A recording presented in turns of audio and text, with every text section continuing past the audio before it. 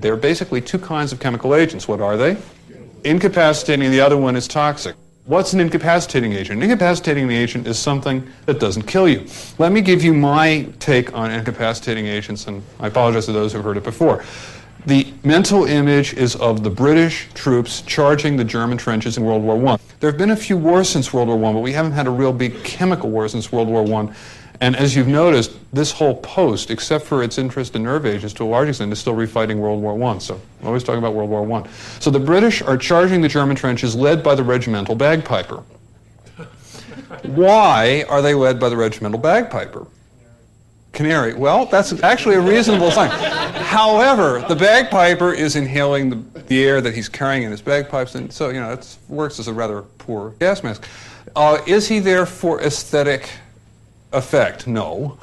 Is he there for moral support? Unless you're Scottish, probably not. Most British troops are not Scottish, they're English, or at that time Irish. The reason he is leading the charge is that they are fighting the Germans. The Germans are the most musical nation on earth, a nation that produced Brahms, Beethoven, Bach, etc.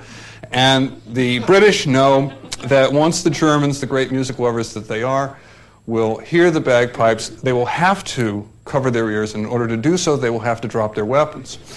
And therefore, they will be incapacitated and the British can carry the position. So that's the picture of an incapacitating agent. And there are two kinds we're going to talk to you about. One is the riot control agents, and the other is BZ, which Colonel Madsen will talk to you about.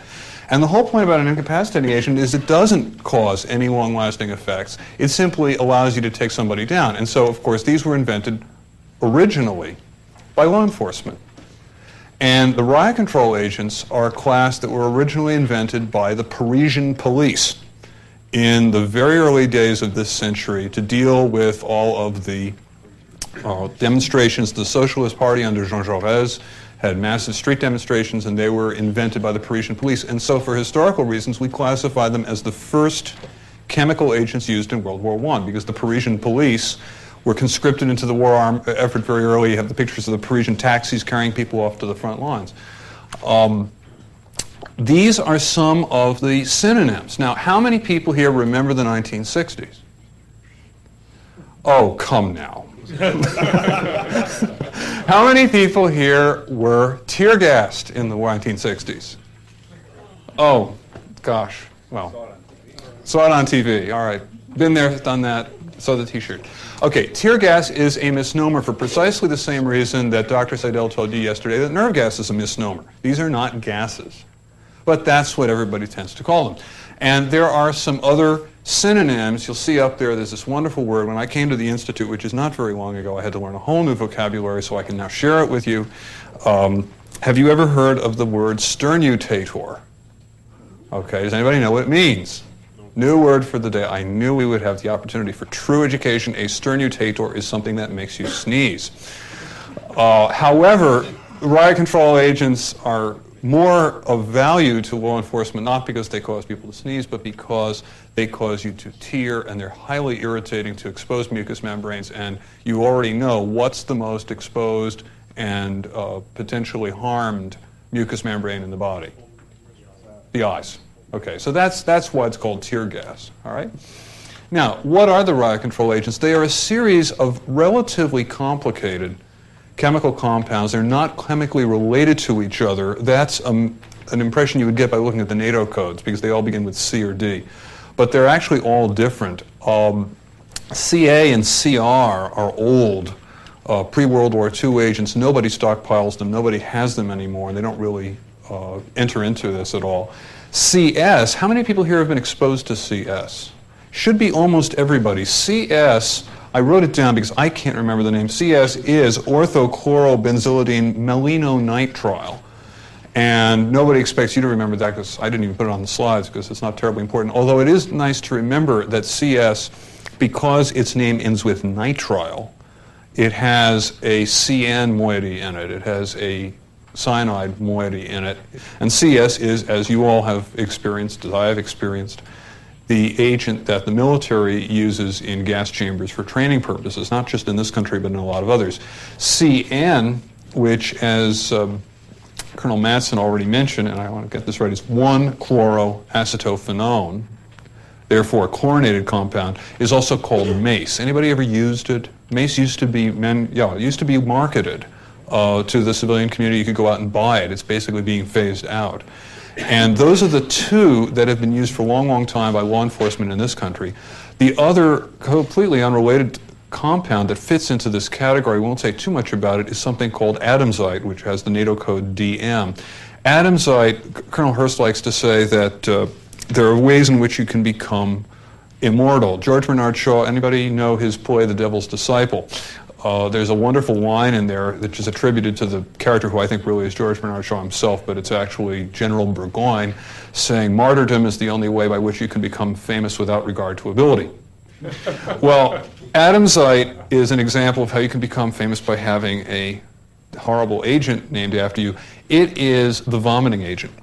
And then, for completeness, we classify within this category of agents pepper spray, which you probably have had some contact with. These are the first agents that we've discussed in this course which are honest-to-goodness solids. So they're doubly incorrect to call gases. They're actually solids. What they really are is powders. Now, how do you disperse a solid? You have to put some sort of energy behind it, because a solid likes to sit there. Okay? Now, where have you in this course dealt with agents like that? You dealt with it up at camp at Fort Detrick, because essentially an anthrax spore is a solid too. So is an organism for our purposes here. It's not going to just disperse easily the way a gas or a vapor is going to disperse. The reason that the riot control agents that we're talking about in this hour are of value for law enforcement is that it takes very little to disable you, but it takes a heck of a lot to kill you. Why is it that law enforcement wants you to stay alive? Put you in jail. Well, yeah, actually, the real reason is the lawyers. I hope we don't have any JAG folks here. The real reason you want the high effective ratio is that you want to take somebody down without causing them any long-term damage. And that's why law enforcement latched onto these as far back as 1910. And they are very rapid acting, and they don't last very long, just like this lecture. That's how I remember it. That's why I get this morning. We were used by the French in World War I, militarily highly ineffective, and have not really had a lot of military uses since then. They were used in the Russian Civil War. We, in the American military, the one major use that we have had for these was attempting to disable people when we were charging into tunnels in South Vietnam. After the war, we realized that probably wasn't very effective. The North Vietnamese really were not slowed down by this very much, and there were lots of tunnels that we had never discovered, which we thought we had. But the law enforcement community, of course, uses these a lot, and there have been some rather controversial uses of this. Not just in the 60s, the odor of the 1960s being the tear gas in places like the Chicago Democratic Convention, 68, but much more recently in the Branch Davidian siege in Texas. The idea of law enforcement was to get the people to surrender peaceably, and they attempted to do this by pre-treating the compound with a lot of CS agent. The problem was that it didn't work, and they then went in and an explosion ensued. Now CS, especially in a confined space, is quite flammable. That's not something we usually like to use it for. But you can make the argument, and I really don't know how strong it is, but it's certainly possible to argue that the law enforcement pretreatment of that compound with CS agent made the explosion worse than it might have been, or made the fire worse than it might have been. A lot of uses in refugee camps in the Middle East in various times. The major time that we run into these agents in the military is in training situations. Remember, I think it was this class, and may have been the previous class that I mentioned, there is one live agent chamber for nerve agent, and that's down at Fort McClellan, Alabama. Other than that, CS is the agent that you have been exposed to and will be exposed to for the rest of your military careers. It is used for crowd control, and as mentioned, especially for people who don't want to carry firearms, there's a big paranoia industry, and they manufacture these and market them to the civilian community, buy them for self-protection. In fact, some of you may have carried them in your handbags or in your glove compartments or wherever. Now, these things, as mentioned, are all, with the exception of CA, a rather obsolete agent, solids at room temperature and normal pressure. And they have extremely low volatilities. They don't sublime. You know what sublimation is? Sublimation is what you see with carbon dioxide. If I have a crystal of carbon dioxide solid, it will vaporize directly from solid. That doesn't happen here. It doesn't happen with ice either. So you just think of it the way most of the solids that you're familiar with. Like I don't see any clouds wafting up from the plastic at the formica coverings of the tables here. And the same thing is true here. So I've got to give this stuff some juice in order to disperse it. And that's why you have these aerosol cans. The idea is that you have some sort of explosive potential. And you can disperse it in all sorts of ways. The pen gun is the one that probably the CIA likes. But you can have any kind of grenade bomb. It doesn't really make much difference. And unlike chlorine, some of these things are relatively stable, and they may actually survive that. Now, here's a bunch of numbers, none of which are important. I think the only thing that's important on this slide is to look at the difference between the numbers on the left, which is how much of this stuff it takes to get an effect. And the effect, I think, in most of the studies has been tearing of the eyes, or I feel it, or this is uncomfortable. Can be done in humans, versus the amount it takes to kill you, and I think that was not done in humans. And take a look, for example, for CS.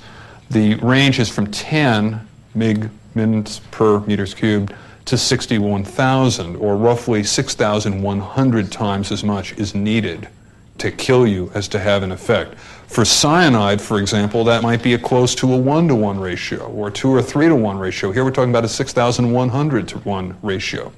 And it's these ratios that recommend them to law enforcement. And what do? They irritate mucous membranes. What mucous membranes does a wafting powder cloud have access to? Unless you've got a sitting open wound, it's basically going to be eyes, nose, and to a lesser extent the upper airway. And so you see burning, tearing, injection. And what actually causes the law enforcement value of this is that people have so much irritation that they shut their eyes real tight. And they have blepharospasm. And so they really can't mount effective resistance, and you take them down. And then the same thing basically happens in the nose and the mouth. You have burning, sneezing, so forth. How many people have actually experienced these symptoms yourselves from these agents? Didn't quite get the mask on fast. Okay, and I hope you all agree that that's really what you experienced. In the airways, you can get burning, tightness of the chest. These are what? Central or peripheral effects? They're central, or even higher than that. I mean, this is like an extraordinarily mild version of some of the things that Colonel Baxter discussed with you in the pulmonary lecture. And then, especially if you're sensitive, and we never know who is, if you have enough of the stuff on, you can get a little bit of skin irritation, but that's relatively less common. Now, DM, or Adamsite, is sort of like the other riot control agents, but with the trimmings. The trimmings are GI. I hope there's no gastroenterologist here, because they probably don't want to be considered that way. But basically what happens is you get everything plus you barf. So it's tear gas plus barf. Takes a little bit longer to have that effect on you, and lasts a bit longer, doesn't affect the skin. Why in the world would anybody develop such an agent? And that's why we talk about it in this course. Do you have any idea what's the value of that? Exactly. You can't keep your mask on. And that was the idea. The idea was that you challenge somebody with a combination of DM plus one of the other agents. It turned out not to be very workable. And I don't believe any of the militaries around the world now is still involved in using DM. But this is why it was developed. Now, there are some potential complications. They're all relatively rare. In fact, they're extremely rare. You can get a delayed dermatitis, very rare. You can get a real problem with foreign bodies in the eye, but pretty much you have to have the stuff sprayed really at close range. And you can have exacerbation of chronic disease in the airways. Now, as Colonel Baxter mentioned, roughly 1/6 of the population has reactive airway disease. Not only that, but if I'm using this on a crowd of people, say in Times Square in New York City, a certain percentage of that group of people is going to be, say, over the age of 65. A certain percentage of that group of people is going to have chronic obstructive pulmonary disease. They may be smokers. They may have had a bunch of pneumonia. And this is, again, one of the reasons why law enforcement agencies are a little chary about using this stuff, because they don't want to be sued. for making people worse. And, you know, some lawyer will pull out the medical literature and find that these riot control agents can, in fact, make these pre-existing symptoms worse. So you don't want to use these things indiscriminately. This is a picture of a very severe exposure to, I think, CN. By the way, remember, what is CN not but sound like? Cyanide. NATO code CN is acetophenone and not CN ion. What does this look like? If I had never told you anything about riot control agents, yeah, exactly. It looks exactly like a mustard casualty. I can't tell the difference. But the amount of riot control agent it takes to give you this is many orders of magnitude higher than the amount of mustard it takes to give you this, as I hope you recognize from Colonel Hurst's talk. And we can go all the way through this. I think that we'll skip asbestos for this because basically riot control agents are not something you're going to have difficulty making a differential on. How do we protect ourselves? Same as with anybody else. Of course, the problem with riot control agents is that being predominantly used in non-military populations, people don't usually walk around anywhere except maybe Israel with gas masks going about their day-to-day tasks. And you can decontaminate, which is really what you need to do, or treat the lesion. Actually, what do you do for most people? No. Has anybody here who works in an emergency room treated a patient who walked in saying, I was tear gassed by the police? Several of you. What did you do for them? You washed their face and sent them on their way. And especially if it's a light exposure, you may not even have to wash their face, although we recommend that you do it, because it's a solid. You can just brush it off. And it's going to go away, and it'll sit down on the ground, and it's not going to vaporize and cause problems later. Fresh air, soap, and water. Maybe dilute bicarbonate, maybe. We do not recommend bleach, and the reason is that bleach does actually react with CN and CS and can damage the skin. So easy, soap and water, which is usually all you ever need. Occasionally the dermatologists tell us you have to worry about the equivalent of a first-degree burn. I don't know how often, but certainly less than 1% of the time. Topical antibiotics only if my dermatologist tells me to use it. And the real problem is going to be in the eyes. And you're talking about mucous membrane exposure. Bronchodilators, oxygen-assisted ventilation. This is basically for any exacerbation of reactive airway disease. Anything that causes reactive airway disease. It's kind of like the weather department warnings, people with pulmonary disease should not go out today because there's a lot of particulates in the air. And for the eyes, get rid of particles, foreign body sensation, foreign bodies, topical antibiotics. This is just good emergency room nursing physician's care. Nothing terribly upsetting. What happens if you end up eating this stuff, if you're an animal or if you're a child? Not a totally crazy question. You're going to get a bad gastritis, surprise, surprise. Plus all the other things in the GI tract, by the way, if it happened to be Adamsite, but you're not going to see that. There is no Adamsite out there in the civilian community. But you're probably not going to have any real chance of dying, luckily. Again, this stuff is relatively safe. CS, as I mentioned, is a melinonitrile. Small theoretical possibility you could liberate cyanide from it. We know that you have an increase in thiocyanate, which you have just learned is the metabolic product of rhodonase, our own wonderful enzyme that detoxifies cyanide. So we know that if you're exposed to CS, you are going to have a slight increase in your cyanide concentration. Remember, you do have a normal cyanide concentration. If you're a smoker, you have more than most people. After aerosol, however, it's just not been seen, and that's very reassuring. This is, remember, oral and IV, I can get cyanide, and that's probably done in people in a small exposure. But in a confined space, there have been a small number of patients, maybe 2 or 3 in the United States, who have died from exposure to CN. And this is the real reason why these agents are being phased out, especially for people just buying at Kmart. They do not want to buy anything that could potentially be held later in a court of law to have caused death. And of course, eyes, if you have something right up against you, you're going to have serious problems, but it's not because of these agents, it's because of the force of the aerosol or whatever system that delivered it to you. We will get in the terrorism lecture to think a little bit more about the fright, fear, sympathetic nervous system response, may be much more of an issue when you're dealing with a crowd that's had this stuff delivered to it by the forces of law and order.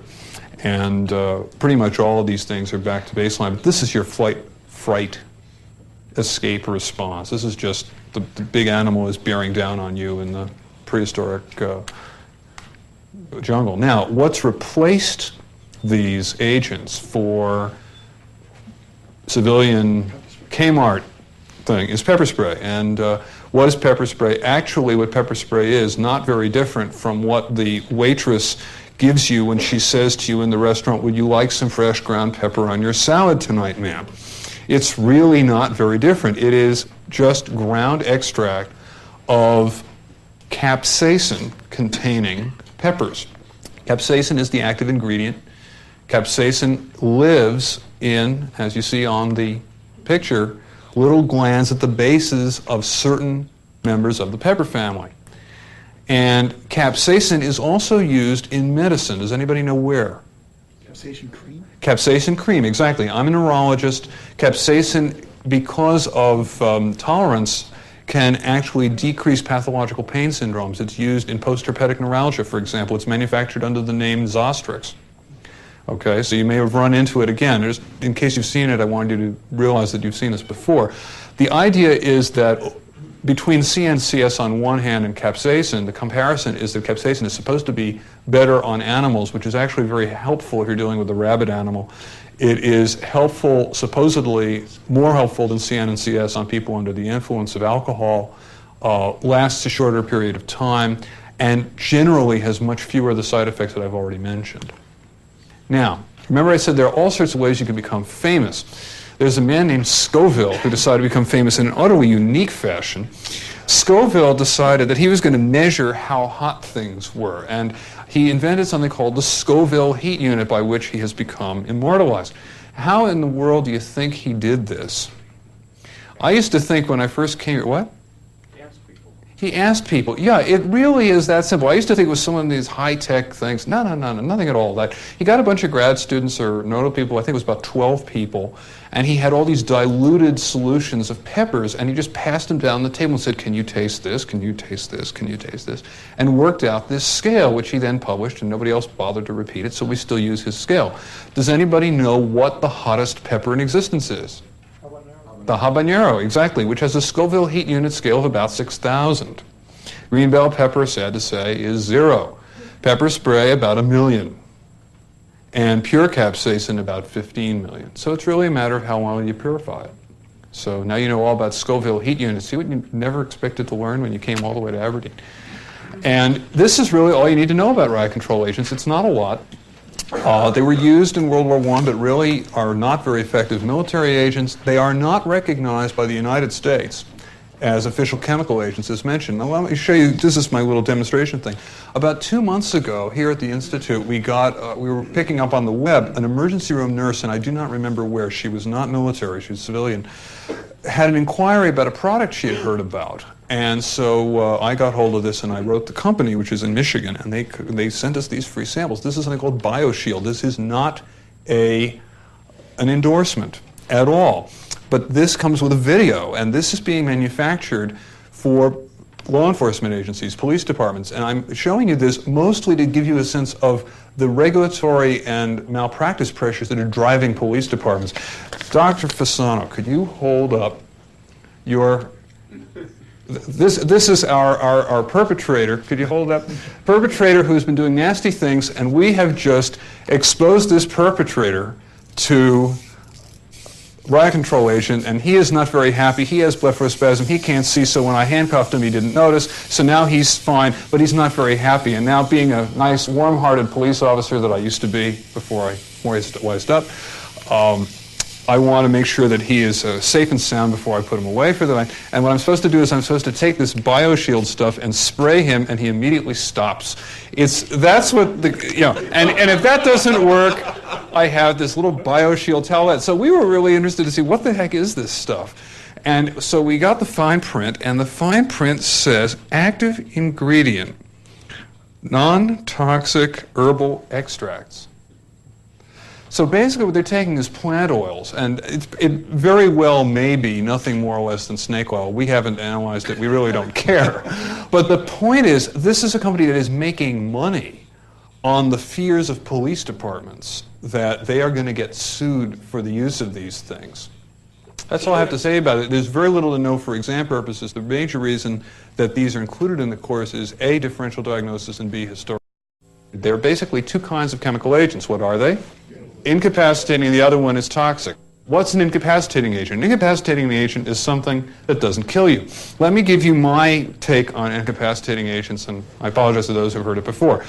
The mental image is of the British troops charging the German trenches in World War I. There have been a few wars since World War I, but we haven't had a real big chemical war since World War I. And as you've noticed, this whole post, except for its interest in nerve agents to a large extent, is still refighting World War I. So I'm always talking about World War I. So the British are charging the German trenches led by the regimental bagpiper. Why are they led in the 1960s? Oh, gosh. Well, saw it on TV. All right. Been there, done that, saw the T-shirt. Okay, tear gas is a misnomer for precisely the same reason that Dr. Seidel told you yesterday that nerve gas is a misnomer. These are not gases. But that's what everybody tends to call them. And there are some other synonyms. You'll see up there, there's this wonderful word. When I came to the Institute, which is not very long ago, I had to learn a whole new vocabulary, so I can now share it with you. Have you ever heard of the word sternutator? Okay, does anybody know what it means? New word for the day. I knew we would have the opportunity for true education. A sternutator led by the regimental bagpiper.